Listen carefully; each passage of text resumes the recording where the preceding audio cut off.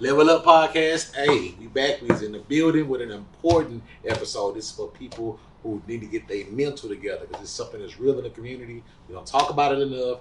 And I'm just thankful we have somebody here that's going to help us talk about it, share, and hopefully give us places to go for people to get guidance and help. But she saved my life. She can save yours too. Man, that's crazy. I'm honored to be here. It's like crazy to hear you say I saved your life. And really, I'm just thinking, hey, I'm just giving you resources, right? And Right. But like this is like overdue. You know what I mean? For sure.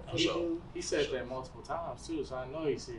Yeah. I see. That's what's up. Yeah. That's what's up. So I feel like a lot of us walk around with stuff that we don't even realize. So when I say that, I mean like the fact that I'm walking around with weight on me that I didn't even know I even had. Yeah. But then to go to therapy and you unpack it, it's like, dang, Yeah. I was carrying everything I had plus this. Yeah. I didn't even realize that. So that's a burden, on me. You know what I'm saying? Mentally, physically. For sure. But I was able to release that and still releasing that. Yeah, good. Yeah. Good. I mean, that's what the space do. That's what, my goal as a therapist is just to create the space. I know a lot of times you come in with something, something ain't right in your life. Right. And then as you walk that journey, you're figuring out why, you're figuring out, get some understanding, you know what I mean? Then you uncovering other stuff, so that's why I kind of call it a journey. You know what I mean? A lot of clients come in and like, fix me or change this. Or, it's like, well, I can't necessarily do that. Right, you know right, what I right. mean? It's your job, but I'm here to, walk you through it. Right? Man, for sure. Right. Definitely. So before we get into the informative questions, I do want to ask you, like, how do you deal with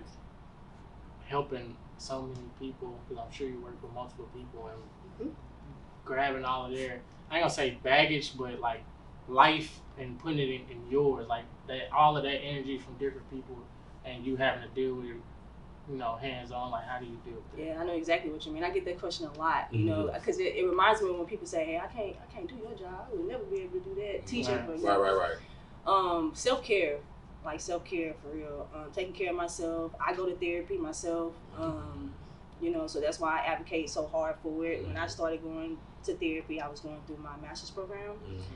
Whew, man, and that's just like I didn't necessarily know that I needed it, you know what I mean? But things started to come out, but I learned that just taking care of myself throughout the process.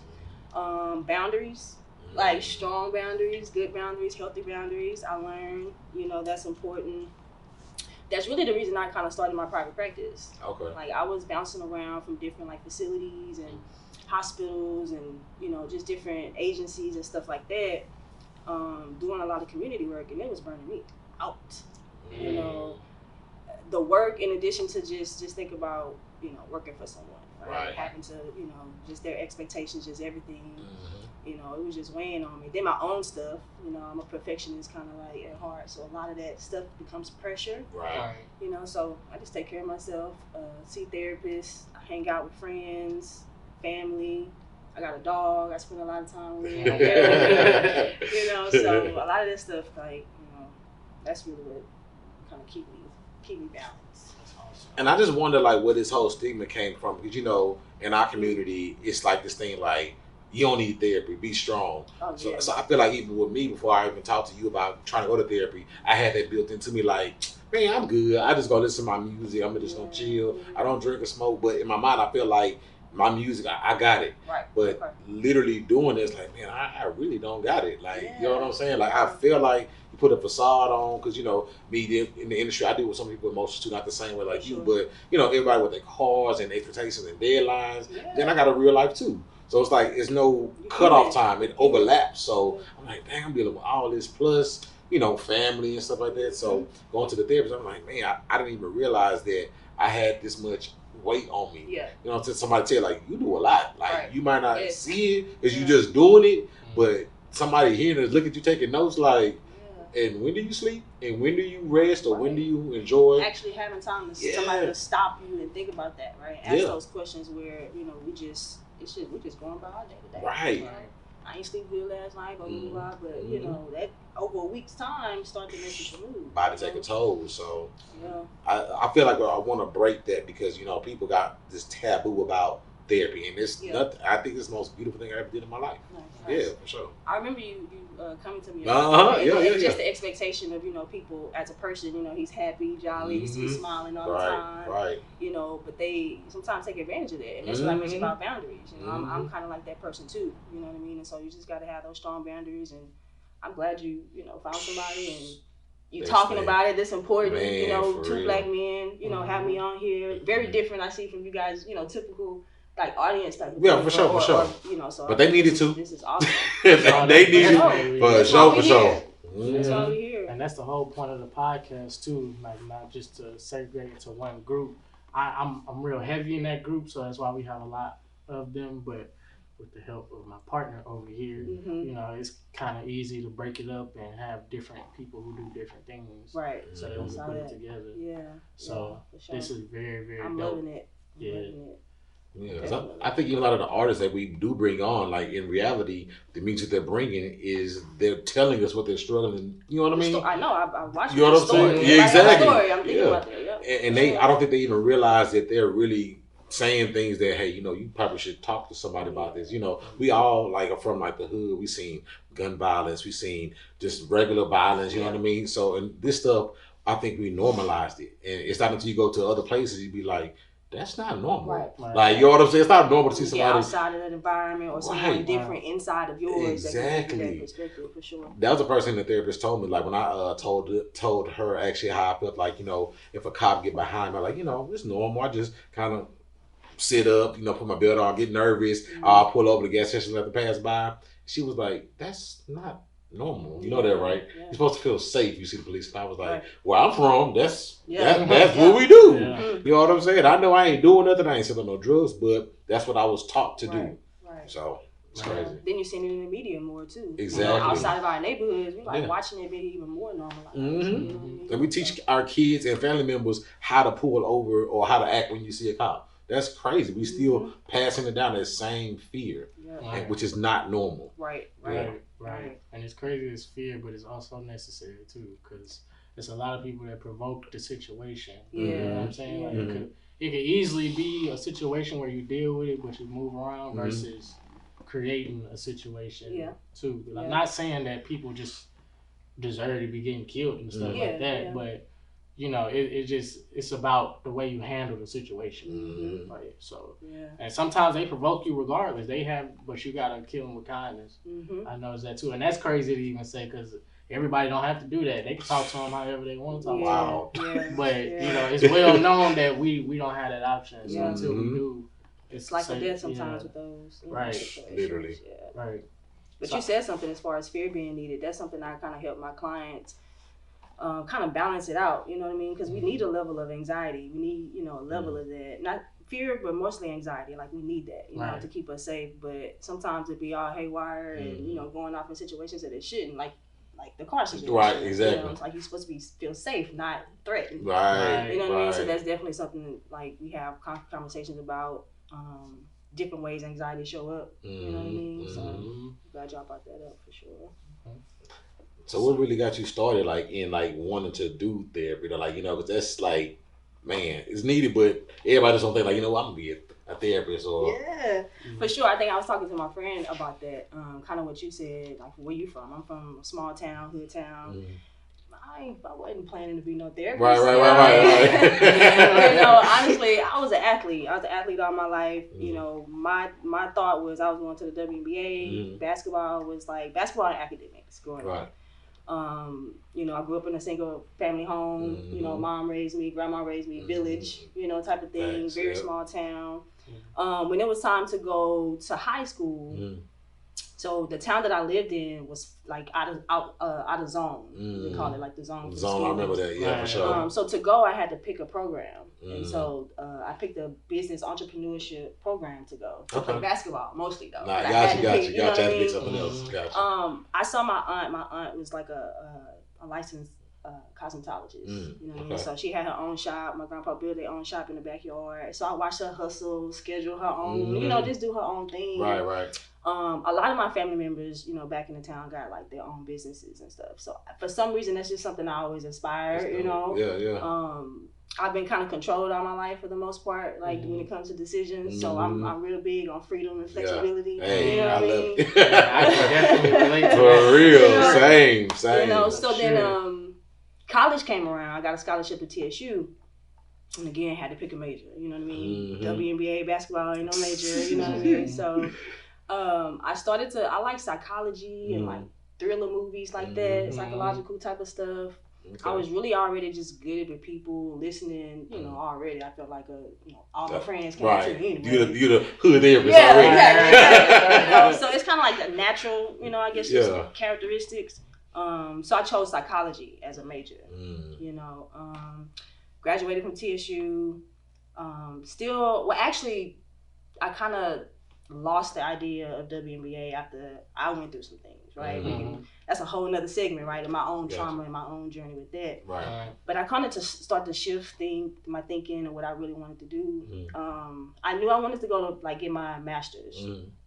So I kind of stuck with the psychology role. I wanted to do sports psychology at first, but again, some things I went through kind of changed how I looked at basketball. My passion for it kind of just went away. You know what I mean? So, when I started my master's program, I just decided to do community counseling. You know what I mean? A lot of the people in my community, counselors, Black teachers, they were real influential. So I kind of tapped into that and started to pursue that as my master's in my master's program. That's when I fell in love with mental health. I told you, I started going to counseling. That was my first time seeing a therapist. Is when I started my program.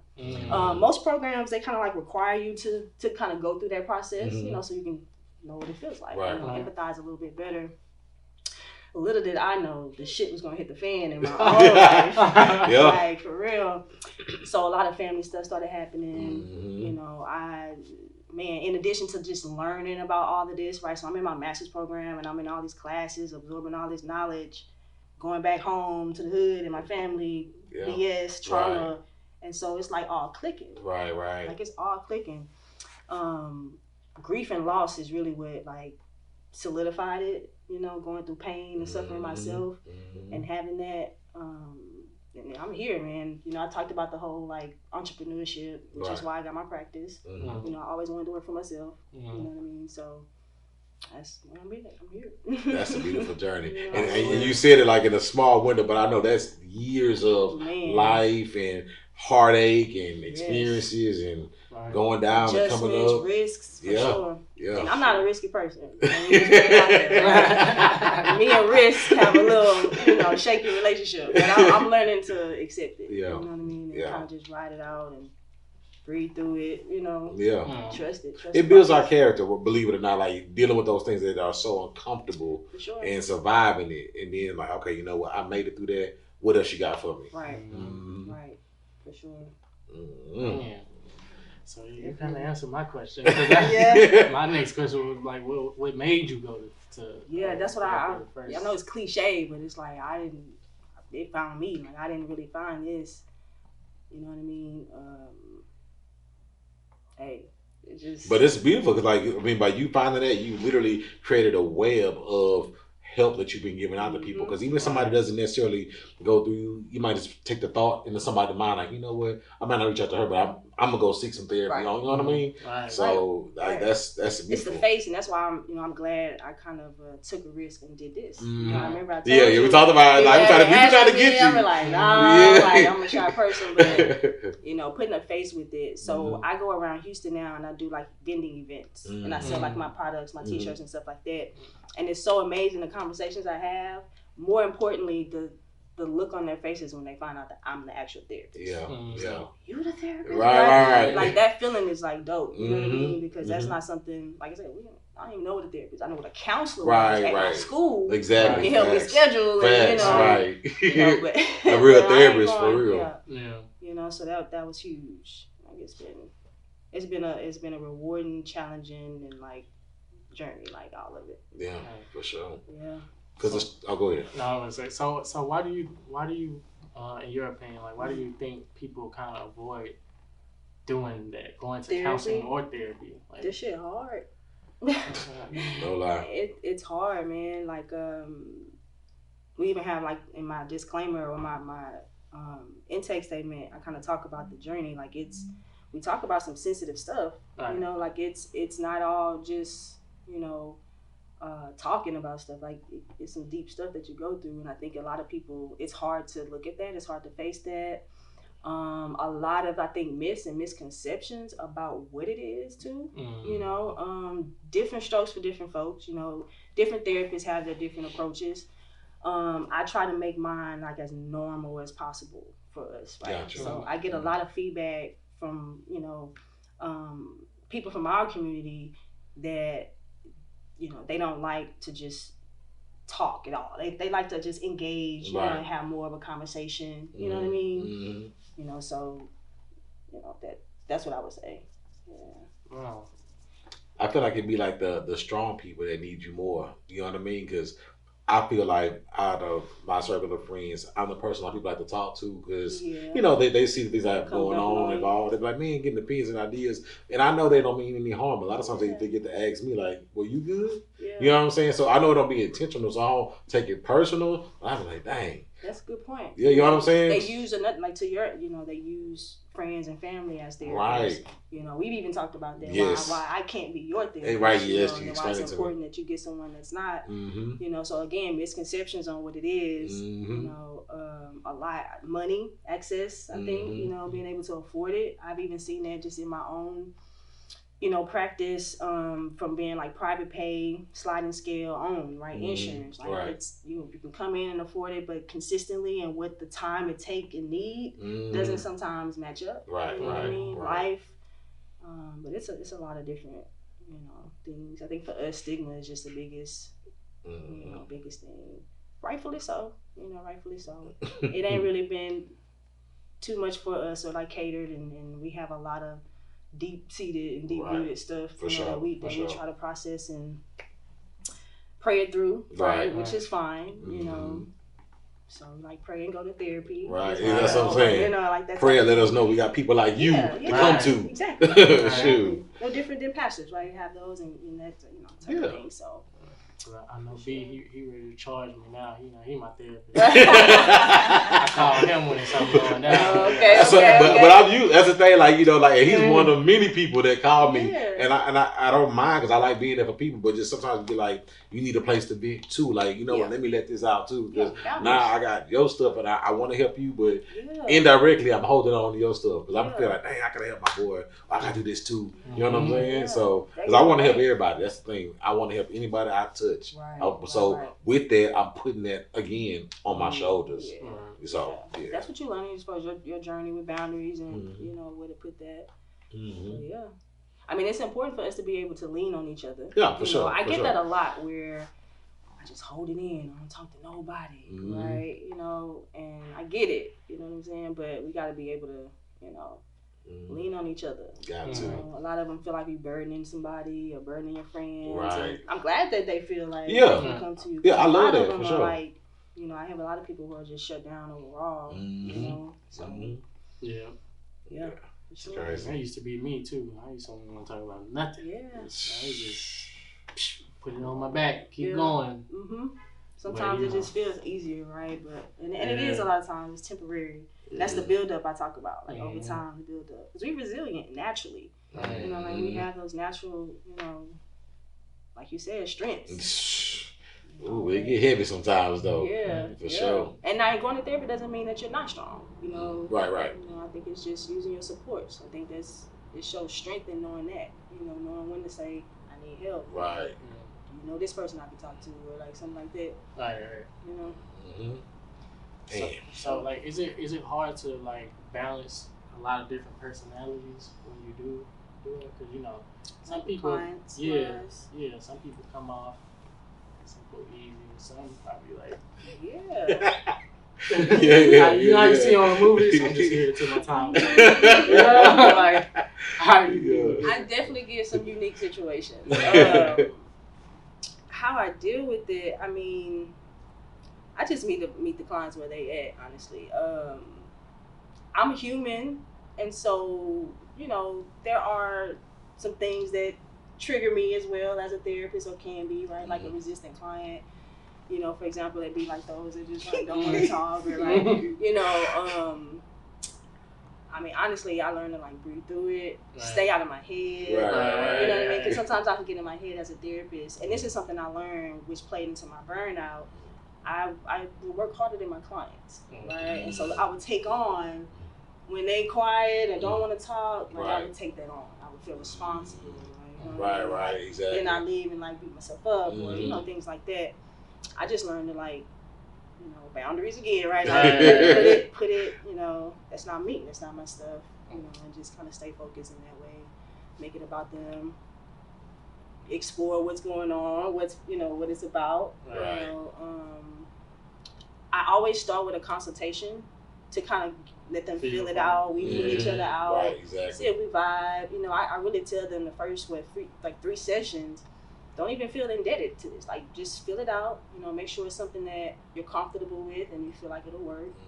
You know, and let's talk about it. If we want to continue, or if we need to find somebody else that might, you know, click. Right. For that reason, exactly. Right. So I can kind of, it's like a screening, right? I can kind of screen out. You know what? I don't know. Well, maybe. You know, so much. You know, but even then, we'll do the first session. You know, and even then, no lie, a lot of them like just started to see that break the ice first sessions. You know, I came here, I expected to, you know, not say something or not cry and want to cry. You know what I mean? So, I cried like a baby. Yeah. Oh.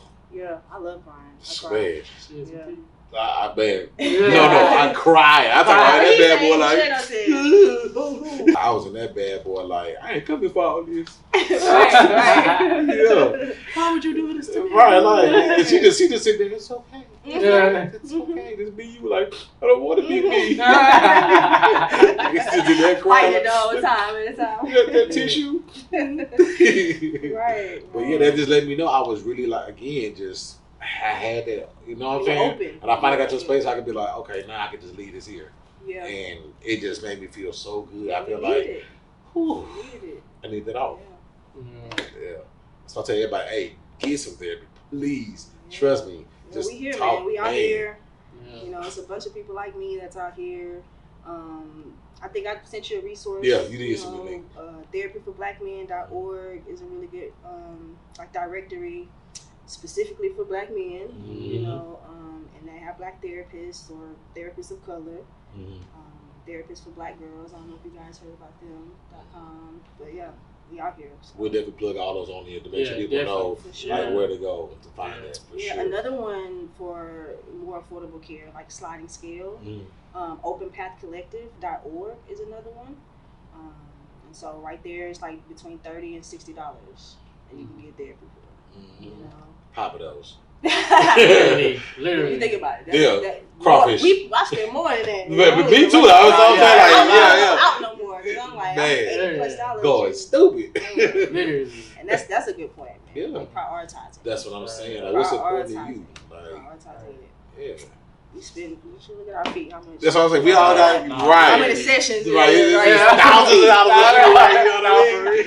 Like, I could be here for a year. Not for I get it though. Yeah. But that's we got to spend money, like you said, self-care on ourselves too. Like I think sometimes we cover up with so many things. Like we buy stuff just to so somebody says, "Oh, that look good on you." Like some stuff I realized I bought just because everybody else like it. I'm gonna admit that I bought some stuff. I'm like, but people like this, so let me buy it anyway. Which is crazy, but we do that just to get approval from other people. Right. Which is, that's wild. Right. It's crazy. Yeah. Yep. So how do you feel? Like, how do you think? Not think, but how do you feel COVID impacted mental health? Because I talk with people about that all the time. Like, I feel like COVID kind of put people in a different space mentally because having to be in the house and avoid this, that, and scared and get sick, and then you do get sick and go. That's a whole nother process. Like, how do you feel about that?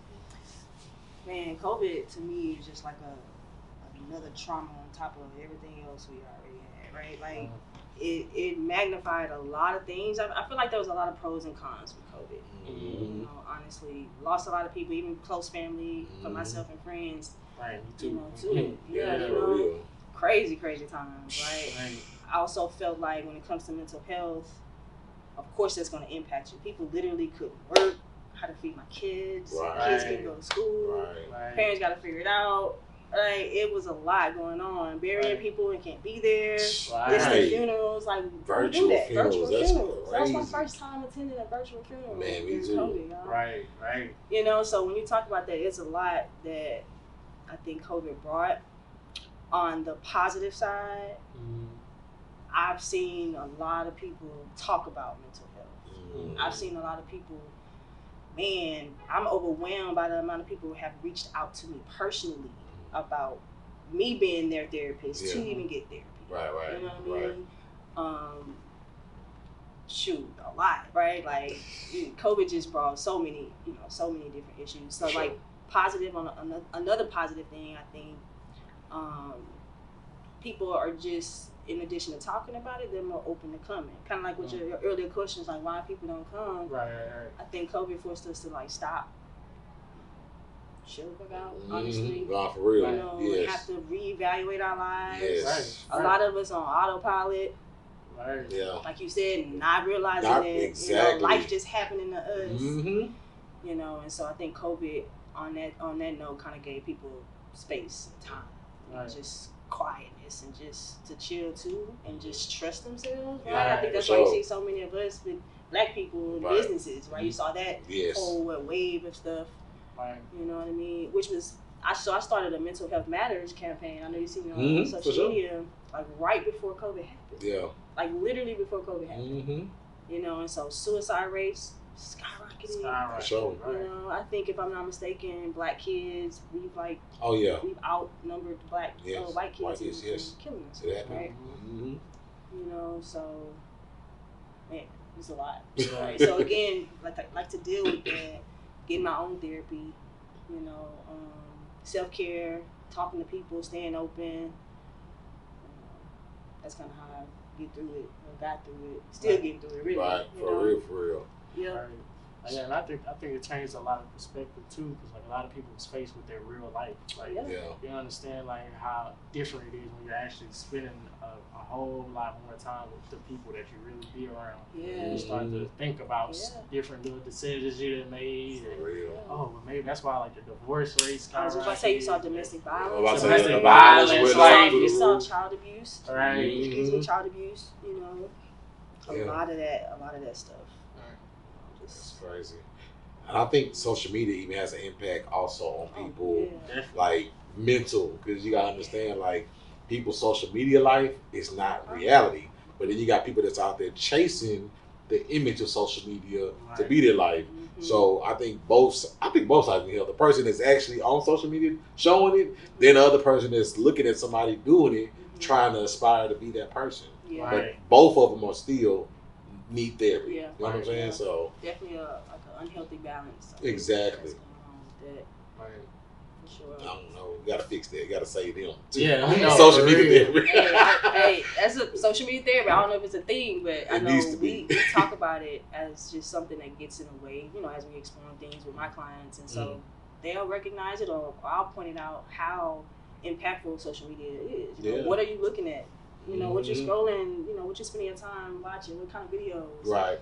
You know, we talk about trauma a lot, and so some of that stuff is very triggering. And you don't realize that after watching, you know, 3-4 videos, your mood, you're in a whole different mood. Exactly. You know, and so you gotta like realize that and kind of pull back and like that's replace it with healthier stuff. You know what I mean? So that's when we kind of figure out how to do that, and that's hard sometimes, man, because it's like addictive almost. Man, you know, everywhere you go, everybody head down like this. Hand, you know what I mean? Phone in hand. Yeah. Right. Yep. Definitely.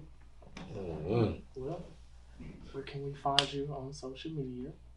You can find me at Innate Counseling PLLC on Instagram. Facebook, you can look me up, Jessica J. Hornich on Facebook. My website, innatecounseling.com. Check out my online store. Got merch.